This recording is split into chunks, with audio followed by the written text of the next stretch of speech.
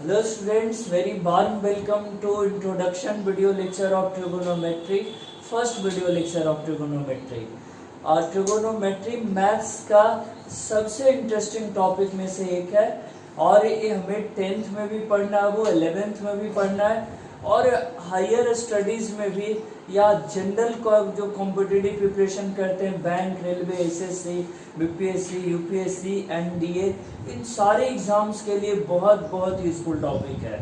तो आप समझ सकते हो कि एक टॉपिक जो इतने सारे कॉम्पिटिटिव एग्जाम, इतने सारे क्लासेस में यूजफुल हो, उसका कितना इम्पोर्टेंट वैल्यू है। 10th से स्टार्ट होने के चलते 10th में जो बच्चे इसे अच्छे से पढ़ लेते हैं उन्हें काफ़ी आसान भी लगता है, लेकिन बहुत सारे बच्चों की स्थिति उल्टी होती है, उनको ये आसान के बदले उतना ही डिफिकल्ट लगता है कि सर, बहुत सारे बच्चे मेरे पास बोलते हैं कि सर ट्रिगो तो समझ नहीं आता है। तो बोले कि समझने और न समझने के बीच का फ़र्क इतना ही है वो कि अगर भारी लगने और हल्का लगने के बीच का फ़र्क इतना ही है कि जो टॉपिक अच्छे से एक्सप्लेन हो जाए, अच्छे से समझ में आ जाए, वो आसान हो जाता है और जो टॉपिक अच्छे से क्लियर ना हो वो हार्ड बन जाता है। तो कह रहे हैं कि जिन जिन क्लास के लिए यूज़फुल है, तो अब विधिवत 2-3 वर्ड में मैंने लिख रखा है कि ये टॉपिक जो है फॉर 10th स्टूडेंट, ये जो वीडियोस हैं जो अभी आगे लंबा सब बनेगा ढेर सारा, तो आपके लिए 10th के स्टूडेंट्स पढ़ सकते हैं इस वीडियो से। 10th to 11th moving student पढ़ सकते हैं, क्योंकि 11th क्लास में 10th वाला जो टॉपिक था वो ट्रिगोनोमेट्रिक रेशियो एंड आइडेंटिटी, वहाँ से लेकर के प्रॉपर्टीज ऑफ ट्रायंगल और general value of trigonometric equation, ये सारा कुछ पढ़ना है 11th के सिलेबस में। और इवन जो 10th वाला टॉपिक है ट्रिगोनोमेट्रिक रेशियो एंड आइडेंटिटी, उससे तो पिछले 4-5 साल में कम से कम 3 से 4 बार आईआईटी जेईई ने क्वेश्चन पूछा है उससे। जनरल कंपटीशन की बात करें, एसएससी, यूपीएससी, बैंकिंग, बीपीएससी, इसमें जो एडवांस मैथमेटिक्स नाम से जो टॉपिक्स पढ़ते हैं वो एडवांस मैथमेटिक्स नाम से, उसी में आता है ट्रिगोनोमेट्री। और जितने जनरल के प्रिपरेशन करने वाले बच्चे हैं उनको वो एडवांस मैथमेटिक्स ही हार्ड लगता है, तो उनके लिए भी ये वीडियोस काफ़ी यूजफुल है। चलो स्टार्ट करते हैं अब यहाँ से। ट्राई मीन्स हो गया कि ट्रिगोनोमेट्री में 3 पार्ट बना, वो ट्राई, गॉन और मेट्री बना मेट्रॉन सब्जेक्ट से, टॉप वर्ड से। Try means 3, gone means side और मेट्रॉन मीन्स मेजर, और यही तीनों मिला दें तो ये बन जाता है ट्रिगोनोमेट्री।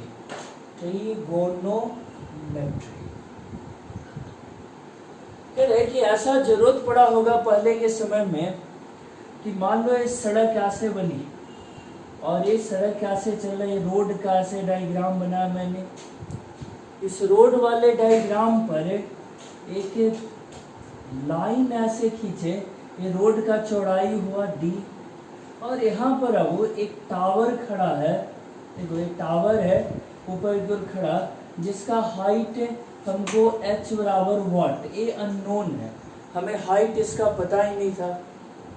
और तब यहाँ से एक व्यक्ति उस टावर को देखता है और उसको ऑब्जर्व करता है कि यहाँ से टावर का एंगल बना थीटा। अब इस थीटा और d के हेल्प से हम h कैलकुलेट कर सकते हैं इस ट्रायंगल में। तो ऐसे ही स्टडी की ज़रूरत ने ट्रिगोनोमेट्री का जन्म दिया, कैसे ही ज़रूरत से ट्रिगोनोमेट्री जन्मा, जो प्रैक्टिकल था, व्यवहारिक था। और इसीलिए ट्रिगोनोमेट्रिक पढ़ना मज़ेदार भी होता है, क्योंकि इसमें बहुत सारा पहलू प्रैक्टिकल लाइफ से जुड़ा हुआ भी हम लोग स्टडी कर लेते हैं। तो कह रहे कि ऐसे इसी से डिफिनीशन भी बना ट्रिगोनोमेट्री का। डिफिनीशन यहाँ लिखें कि study of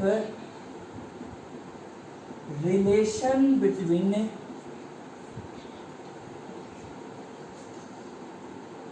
sides and angles of a triangle, angles of a triangle is known as trigonometry. Trigonometry, इस तरह से इसका डेफिनेशन जन्मा। जो व्यवहारिक में जरूरत पड़ा कि एक ट्रायंगल जैसा स्ट्रक्चर बन गया जब रोड का विड्थ हम नाप लिए जमीन पे, लेकिन टावर जो खड़ा था उसका हाइट हम मेजर नहीं कर पा रहे थे।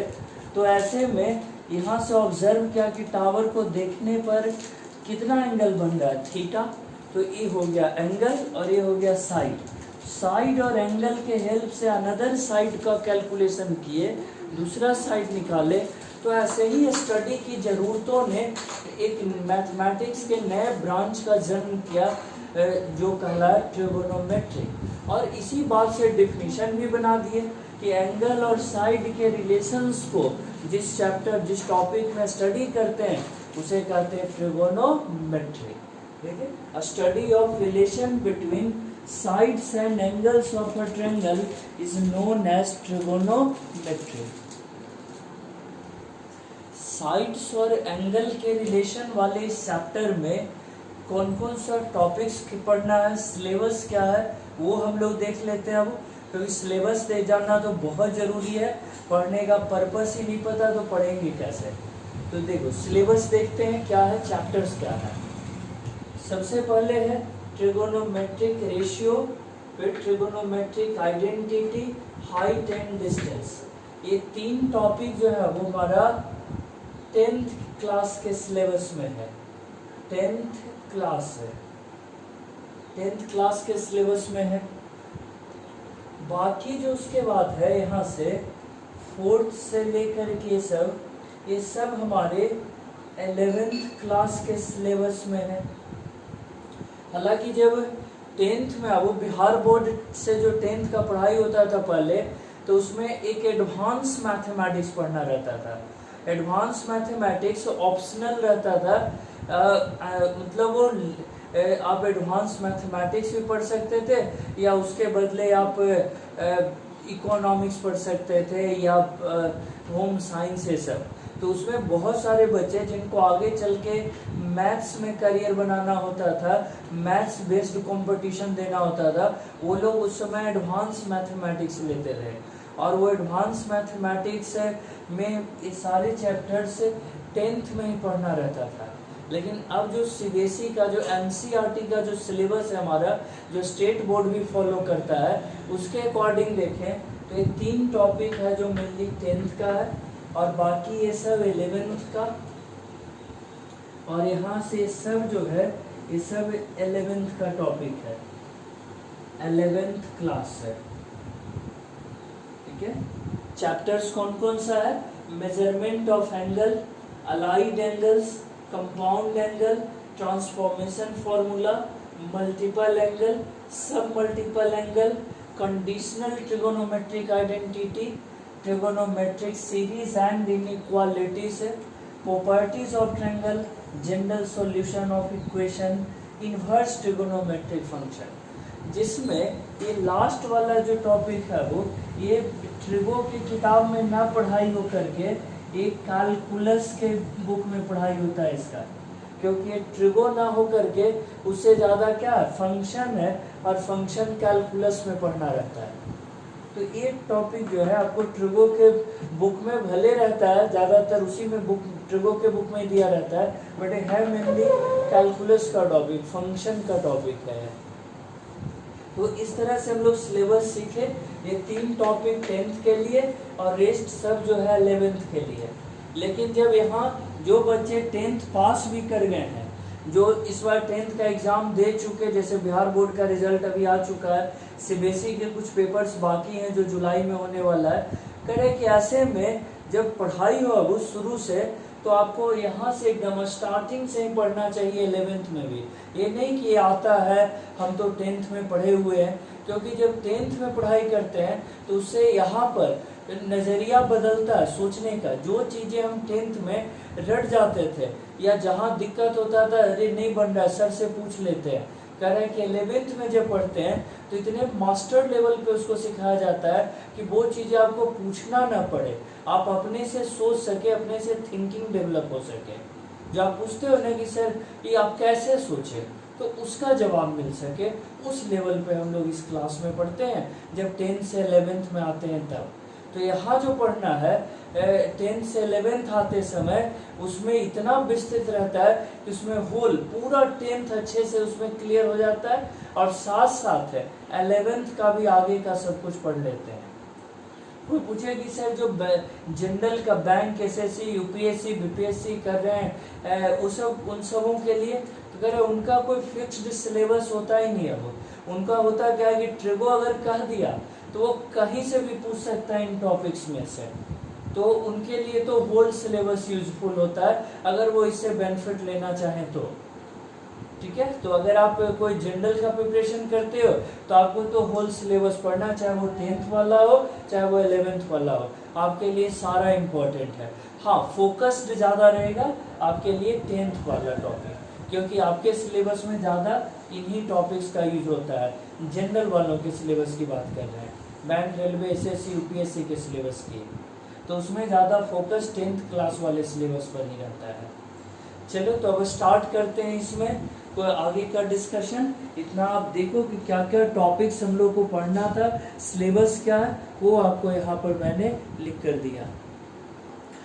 सिलेबस देखने के बाद अब हम लोग अब चैप्टर्स जान गए कि क्या क्या पढ़ना है। उसके बाद देखा जो व्यवहारिक जीवन में जरूरत पड़ा था इस ट्रायंगल का, कैसा था, एक रोड, एक खड़ा टावर और इसको देख रहा आदमी, तो ऐसा ही ट्रायंगल का जरूरत पड़ा था जिससे ट्रिगोनोमेट्री बना।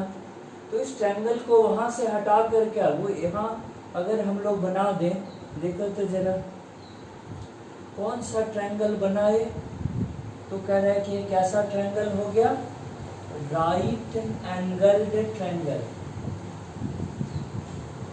Right angled triangle. ठीक है, राइट एंगल्ड ट्रायंगल में जो भी एंगल हम कंसिडर किए, जैसे लिए ए बी सी, तो कह रहे हैं कि इसमें 3 साइड हो जाता है। जो एंगल हम डिस्कशन के लिए कंसिडर करते हैं, जैसे इसको लिए थीटा, ठीक है, ये एंगल थीटा लिए और इसी का हम लोग को डिस्कशन करना है। ठीक है, ये आसान सा टॉपिक है, सबको आता भी है, जो थीटा परपेंडिकुलर बेस है, लेकिन एक बार विधिवत उसको सीख लेना है ताकि अगर बचा खुचा कुछ भी रहे दिक्कत वो निकल जाए, खत्म हो जाए और हम लोग आगे आसानी से आगे बढ़ सके। थीटा के सामने क्या हो, पर जो साइड होता है ए सी, तो इसे कहते हैं परपेंडिकुलर। तो यहाँ लिखना होगा for angle B that is theta. ये जो सिंबल है वो आई डॉट ई, इसको दैट इज पढ़ते हैं। जो इंग्लिश मीडियम के स्टूडेंट है वो आसानी से जानते हैं, लेकिन हिंदी मीडियम वालों को सीखना होता है, दैट इज कहते हैं। अब side opposite to theta, theta के अपोजिट साइड कौन सा है, वो ए सी। इसे कहते हैं क्या चीज है, परपेंडिकुलर, इसे कहेंगे perpendicular. Side adjacent to theta, theta के बगल में जो साइड है वो ये है बी सी, इसे हम लोग कहते हैं बेस। इसको क्या नाम देंगे, बेस। और side opposite to right angle कौन सा, वो वाला, इसके अपोजिट साइड हुआ ए बी, तो इसको कहते हैं वो हाइपोटेनस।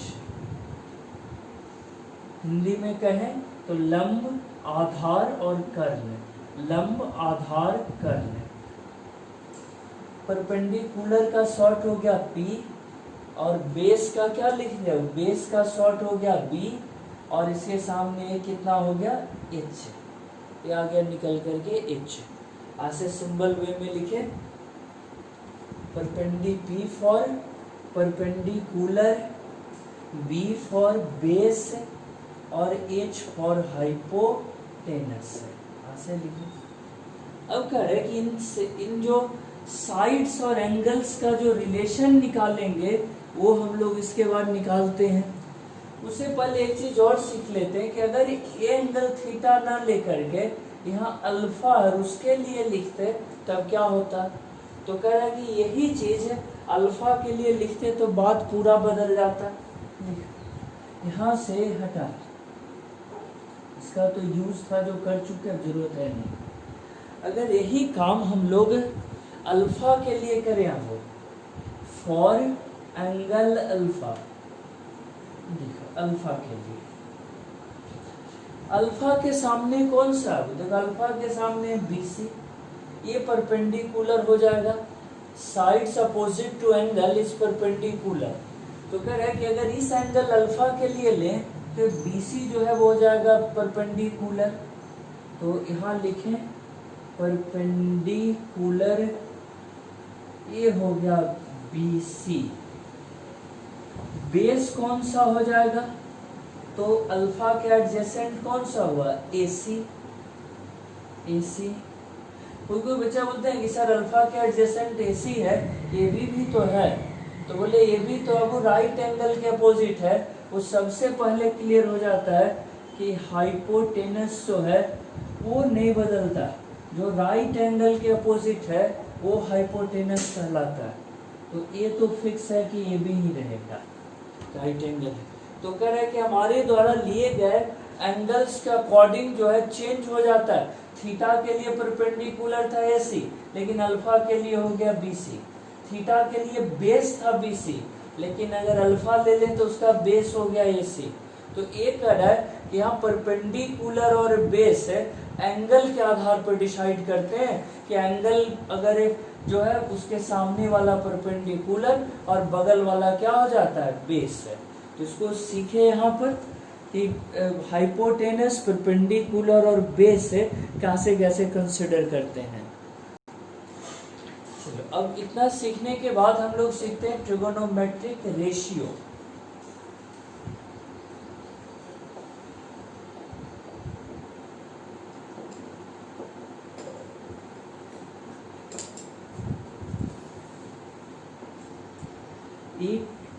ये तो समझ चुके कि राइट एंगल ट्रायंगल हो गया, ये वाला राइट एंगल ट्रायंगल अगर इसको बनाए और यहाँ से एंगल लिए थीटा, तो इसके सामने वाला ये क्या हो गया, परपेंडिकुलर, सीखे। बगल वाला क्या हो गया, बेस, और ये हो गया हाइपोटेनस है। अब देखो कोई चीज में कई लोग कहते हैं कि बिजनेस करना हो या कोई नया काम, तो कई लोग कहेंगे कि देखो हमको तो इतना एक्सपीरियंस था, जो ये बिजनेस नहीं चला और तुमसे कैसे चलेगा।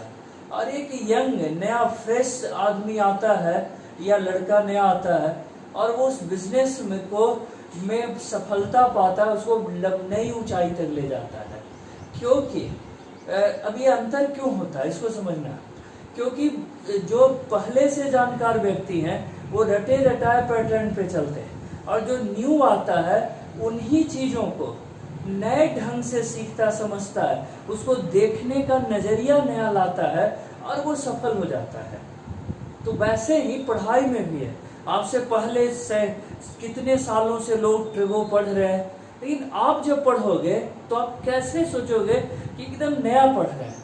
तो ऐसे कि आप उसके लिए एकदम नया कुछ बना डालो, सोच को नया बना डालो। पढ़ना तो वही है, साइन कॉस टेन वही रटना है, लेकिन हम लोग रटते थे कि साइन थीटा बराबर P/H, कॉस थीटा बराबर B/H। उसको हम नए सिरे से बना दें कि उसको रटना ना पड़े हमको। क्या करेंगे उसके लिए हम लोग, वो देखते हैं जरा। क्या करें, रटना ना पड़े। कितने वेरिएबल्स हैं वो, variables in a right angle triangle, in a right angled triangle है। एक राइट एंगल ट्रायंगल में वेरिएबल कितना हो गया, 3 टर्म पहले लिए P/B/H, 3 टर्म लिए P/B/H। कोई कहेगी सर एंगल भी तो वेरी कर सकता है, तो जब साइड वेरिएबल ले लिए तो साइड के अकॉर्डिंग ही एंगल बदलता है। इसीलिए मेनली इन्हीं तीनों को हम रखते हैं PBH। और एकदम सोचो अब ट्रकों को नए नजरिए से देख रहे हैं, नया कुछ, जबकि बहुत हल्की बात है। कई बच्चे होते हैं सर इतना हल्का बात को अब इतना जोर दे रहे हैं, तो आता ही था। तो बोले आता था वो, बट सोच कहता है जीवन में क्या 100% होता है, एटीट्यूड, सोच जो हमारा है वही 100% है। जिसका एटीट्यूड थे जो मैंने देखा वो सिर्फ किताबों कहानियों मोटिवेशन में नहीं, व्यवहारिक में भी, कि जो बहुत सिंपल फैमिली, बहुत दूर दराज के गांव से आया हुआ बंदा पटना, और वो बहुत सक्सेस हुआ क्योंकि उसके पास एटीट्यूड बहुत तगड़ा था कि हमको कुछ कर लेना है। और बहुत सारे लोग जो खुद काफी डेवलप्ड स्कूल में पढ़ते हैं, महानगर में रहते हैं, लेकिन उनके पास कोई सोच नहीं होता बड़ा। तो एटीट्यूड जो सोच है, और एटीट्यूड शुरू से रहेगा साइन कॉस टेन से, तब ना वो आगे चल के हार्ड क्वेश्चन में भी वो दिखेगा। तो पहला दिन पहला वर्ड से एटीट्यूड दिखना चाहिए कि हम नए ढंग से इसको पढ़ रहे हैं। देखो PBH के लिए 3 वेरिएबल हुआ। इससे अब पेयर्स कितना कह रहे हैं कि इसे जोड़ा कितना बन सकता है, पेयर्स आर, ऐसे लिखें इसको, possible pairs are, possible pairs are. कितने जोड़े बन सकते हैं देखो तो, PH एक जोड़ा, BH एक जोड़ा और PB एक जोड़ा, ये बना।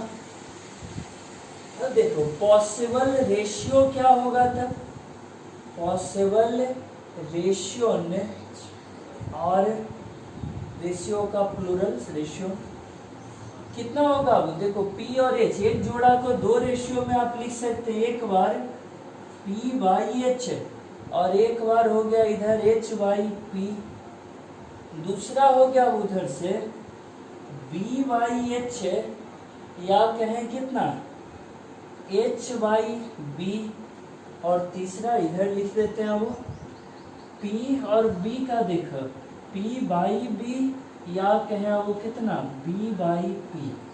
इससे ज्यादा रेशियो है संभव, इससे ज्यादा रेशियो पॉसिबल नहीं है। PH, BH और PP पहले 3 साइड, इससे ज्यादा साइड पॉसिबल नहीं है। उससे कितना पेयर बना, तो ये PH, BH और PB, इससे ज्यादा पेयर पॉसिबल नहीं है, जोड़ा पॉसिबल नहीं है। फिर उसे रेशियो कितना बनाओ, तो PH को 2 बार लिख सकते थे, P/H, H/P, B/H, H/B, P/B और B/P, ऐसे लिख सकते हैं। अब देखिए अगर हम लोग इसको इंडिया में इन्वेंट किए होते तो जरूर यहाँ ऐसे लिखे होते, कोई इंडियन नाम लिख देते ऐसे, कोई भी नाम, राजेश, रमेश, कुछ भी लिखते, और यहाँ लिख कर क्या वो, और यहाँ दे देते ऐसे राजेश, और उसके बाद यहाँ कोई भी सिंबल इस तरह से हम लोग बना देते, कोई भी सिंबल। लेकिन जहाँ इन्वेंट हुआ वहाँ इसका नाम क्या दिया गया, तो इसका नाम दिया गया वहाँ साइन और एंगल थीटा। इसको क्या नाम दिया गया, कॉसेक थीटा। इसे B/H cos थीटा और H/B हो गया सेक थीटा। P/B का हो गया यहाँ पर tan थीटा, और B/P का कितना हो गया, cot थीटा। तो इस तरह से 6 रेशियो ही पॉसिबल था, और इसीलिए 6 रेशियो का नाम दिया गया साइन, कॉस, टैन, कॉट।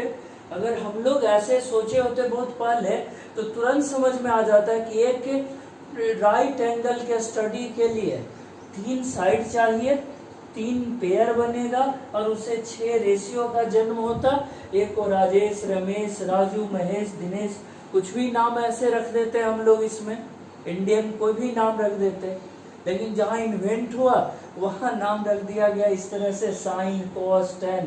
तो आज हम लोग इस तरह से पढ़ते हैं। जैसे ही ये लिखते हैं वो ऐसे ही क्लियर हो जाता है। इसमें कुछ और चीज भी, product rule, product rule, product rule क्या हो गया, पी वाई एच और एच वाई पी इंटू करें तो 1 होगा, यानी इन दोनों का प्रोडक्ट 1 हो गया। Sine theta into cosec theta बराबर पी वाई एच और एच वाई पी कट गया, 1 आ गया। Cos theta into sec theta B by H into H by B 1, और tan theta into cot theta equal to P by B into B by P, और एक cut कर आ गया 1। तो इस तरह से इसको प्रोडक्ट रूल नाम दिए। तो क्योंकि ये इंट्रोडक्शन था, मैंने बस ये कोशिश किया वो इसमें शुरुआत के क्लास में रहता है कि आपको ये समझ में आए कि चीज़ों को हम नए नज़रिए से नए तरीके से देख सकते हैं। ऐसे ही आप आगे भी जो पढ़ना है, तो बहुत बेसिक इंट्रोडक्शन था तो ज़्यादा स्कोप नहीं मिला। आगे जैसे ही पढ़ेंगे sine square plus cos square theta बराबर 1, ये सब बिना रटे कैसे आ जाता है, साइन बटा कॉस करने पे टैन कैसे आ जाता है, ये सारा बात जो है बिना रटे सब कुछ है। जो LHS से RHS प्रूव करते हैं आप, उसको भी ये नहीं कि नहीं बना तो सर से पूछ लिए, वैसे नहीं, सबके लिए मेथड वाइज रूल वाइज जो है उसको पढ़ना रहता है। तो कह रहे ये सब चीज़ें आगे के वीडियो में जो हम लोग सीखेंगे, पेशेंस रखेंगे, कोऑपरेट करेंगे, सीखेंगे, और आप तो और अच्छा जो है इसमें कंटेंट आपको मिलता रहेगा। Okay, thank you. फिर नेक्स्ट वीडियो में इससे आगे बताते हैं। ये तो जस्ट इंट्रोडक्शन था, सिर्फ नाम जानना था कि ट्रिगोनोमेट्री होता क्या है, तो उतना बता दिया मैंने। ओके, अब नेक्स्ट वीडियो में इससे आगे हम लोग सीखेंगे।